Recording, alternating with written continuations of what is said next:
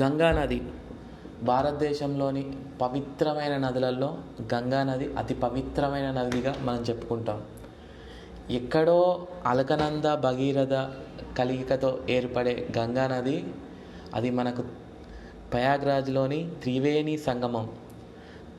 యమున, సరస్వతి, గంగా ఈ మూడు నదులుగా అక్కడ త్రివేణి సంగమం జరిగి గంగా నదిగా కాశీలోకి ప్రవేశిస్తుంది.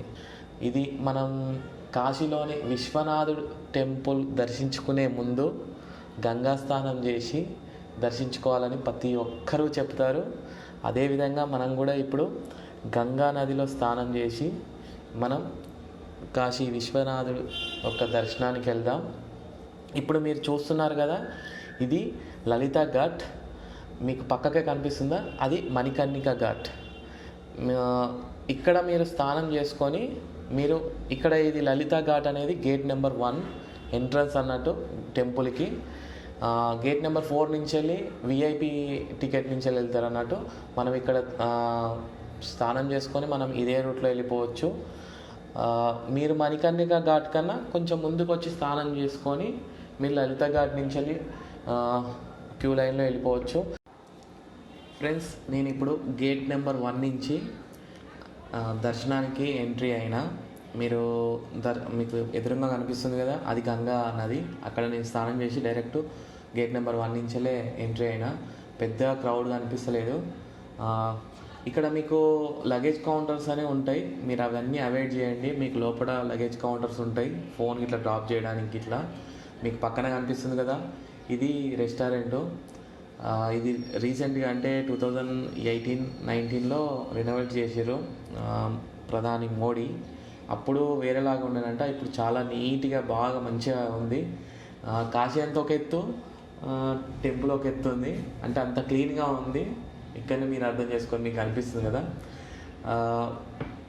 మీరు ఫోన్స్ ఇక్కడైనా డ్రాప్ చేయొచ్చు, లేదంటే లోపలికి వెళ్ళి కూడా డ్రాప్ చేయొచ్చు. బట్ మీరు ఫోన్ లోపల డ్రాప్ చేస్తే ఒక బెనిఫిట్ ఏంటంటే మీరు లోపల ఫోన్ తీసేసుకొని మళ్ళీ ఫొటోస్ దిగొచ్చు. అదొక ఆప్షన్ ఉంటుంది.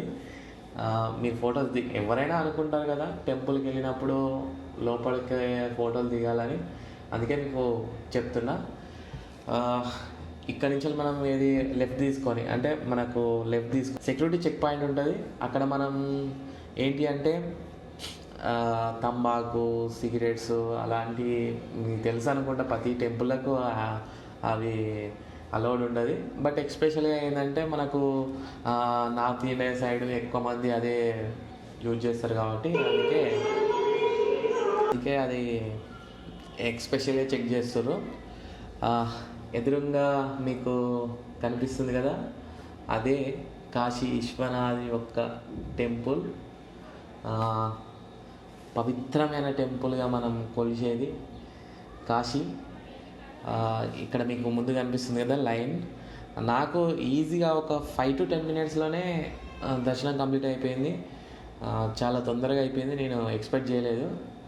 బట్ వావ్, ఆ ప్లేస్లో ఉన్నంతసేపు ఏదో తెలియని ఒక పాజిటివ్ వైబ్రేట్స్ అది ప్రతి ఒక్కరికి వస్తుంది. ఇక్కడ మనం వాటర్ ఫెసిలిటీ ఉంది, ఇక్కడ కొన్ని అంటే హెల్ప్ డెస్క్లు అవన్నీ ఉన్నాయి. ఇక్కడ మీకు లెఫ్ట్ సైడ్లో ఉంది కదా, అది అనేది లగేజ్ డ్రాప్ అన్నట్టు.